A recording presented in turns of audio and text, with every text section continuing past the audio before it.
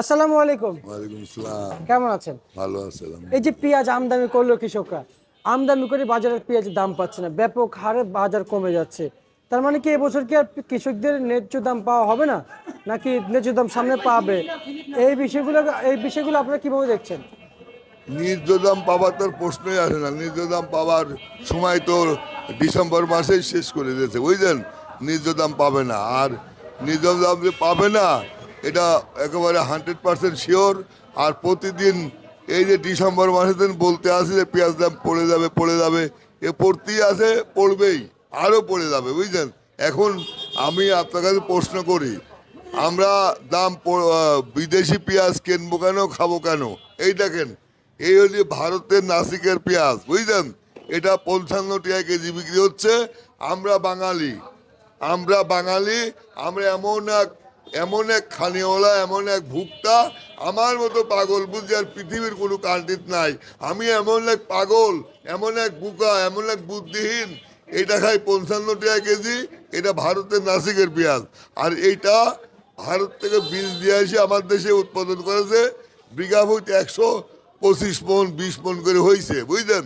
আর এটা এটা বিক্রি হচ্ছে 38 টাকা 35 টাকা, আর এটা বেছে 55 টাকা।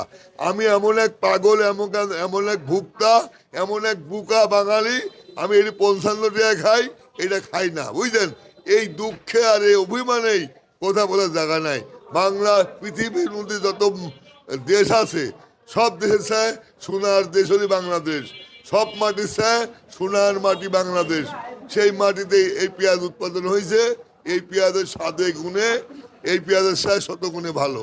এই পেঁয়াজ বাংলাদেশে যে জন্ম হয়েছে, আচ্ছা আচ্ছা আচ্ছা, বুঝতে যেটা বাংলাদেশে জন্ম হয়েছে, এটা স্বাদে গুণে অনেক অতুলনীয়। আর এটা ইন্ডিয়ায় জন্ম হয়েছে, এটা স্বাদে গুণে 100 গুণ খারাপ, বুঝলেন।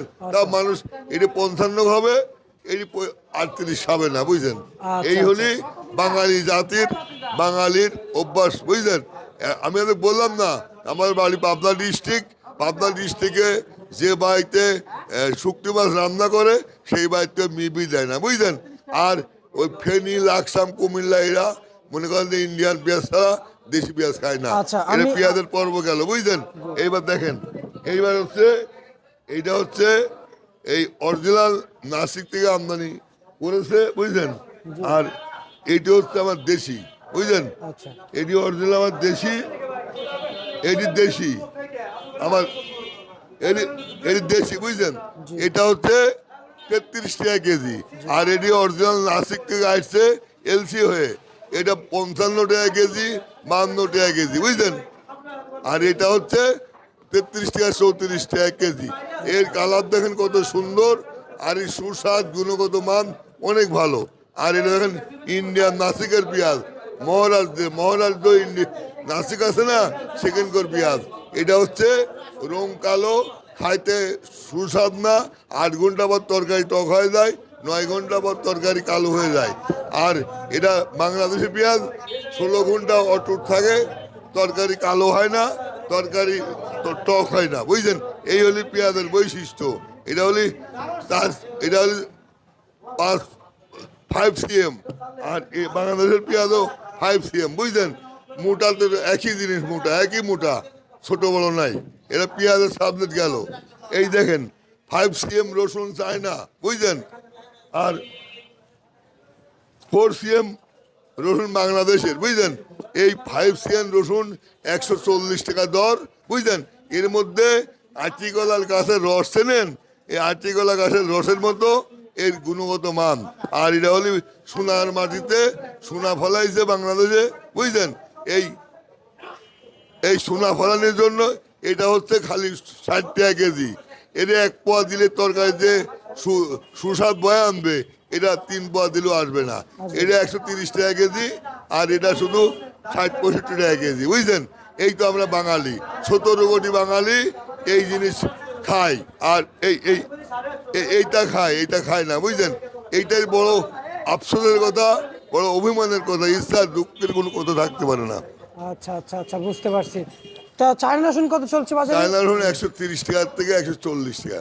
আর দেশি রসুন? দেশি রসুন বিক্রি হচ্ছে 35 টাকা থেকে 70 টাকা। 70 টাকা। জি।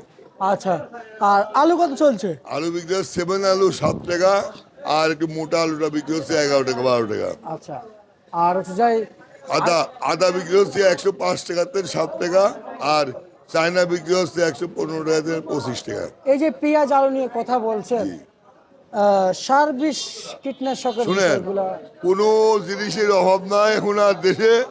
বাংলাদেশে বাঙালিরা উৎপাদন করা শিখেছে, উৎপাদন হচ্ছে, উৎপাদন হয়, উৎপাদন করা শিখেছে, বুঝলেন। খালি সৎ মানুষের অভাব, খালি সৎ মানুষের অভাবের কারণে আজ দেশে আজ ভয়াবহ অবস্থা। প্রায় 200 রকম এই পণ্য আছে, এই কৃষি পণ্য 200 রকমের আছে, এই কৃষি পণ্য 200 রকমের আছে।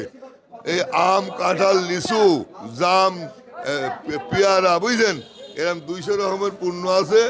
যদি সৎ মানুষের আবির্ভাব হয়, সৎ মানুষের দেশে আসে, কৃষকের পাশে দাঁড়ালে প্রত্যেকটা কৃষি পণ্য এই দেশের যা চাহিদা তার ডবল উৎপাদন করে এই দেশের চাহিদা মিটা, বহির্বিশ্ব রপ্তানি করে কোটি কোটি টাকা আমদানি করতে পারবে যদি সৎ মানুষ এই দেশে আবির্ভাব হয়, বুঝলেন। সৎ সরকার আসে, ভালো সরকার আসে, বুঝলেন। দেখেন, একটা কথা তো বলি, ভুলি যায় না। 91 সালে খালেদা জিয়া ক্ষমতায় আইছিল, 8,000 টাকা কৃষি লোন, মূল টাকা সহ কৃষি লোন মৌকুব করে দিয়েছিল, আর 20,000 টাকা কৃষি লোনের সুদ মৌকুব করেছিল। বর্তমান একটা দলের প্রধান, 18 বছর নির্বাচন খাটিয়ে আসলো তারেক জিয়া, উনি কালকে রাজশাহী এক ময়দানে ঘোষণা দিয়েছে উনি নির্বাচিত হতে পারলে 10,000 টাকা যাদের কৃষি লোন আছে, লোন সহ ইন্টারেস্ট সহ মৌকুব করে দেওয়া ঘোষণা দিয়েছে, বুঝলেন। দেশে কৃষকের বন্ধু, কৃষকের ভাই, কৃষকের বান্ধবী, কৃষকের কাঁধে কাঁধ মিলা কাজ করার মধ্যে সরকার দেশে আসলে এই দেশে ব্যাপক উন্নতি হবে, স্বল্প দিনে স্বল্প টাইমে। পৃথিবীর মধ্যে বাংলাদেশের মুখ সারা পৃথিবীতে উজ্জ্বল হয়ে যাবে যদি কৃষি বন্ধু, কৃষি বিপ্লব প্রেসিডেন্ট হয়, কৃষি বান্ধব প্রেসিডেন্ট হয়, কৃষকের বন্ধু প্রেসিডেন্ট হিসাবে আসে, প্রধানমন্ত্রী হিসাবে আসে এই দেশে, তাহলে গোটা পৃথিবীর মধ্যে এই কৃষি বিপ্লব ঘটাতে পারবে।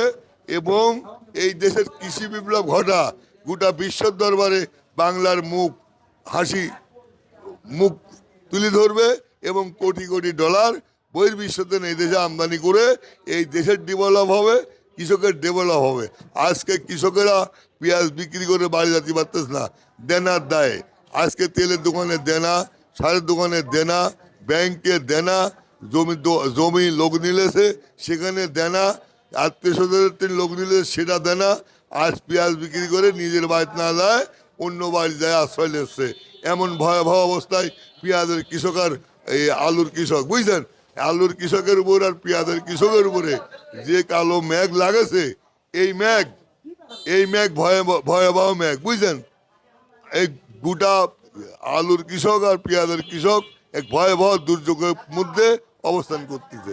আচ্ছা আচ্ছা, বুঝতে পারছি। ঠিক আছে, আপনাকে অসংখ্য অসংখ্য ধন্যবাদ। এ ছিল আজকে সর্বশেষ ভারত তালিকা প্রিয় দর্শক, ঢাকা থেকে।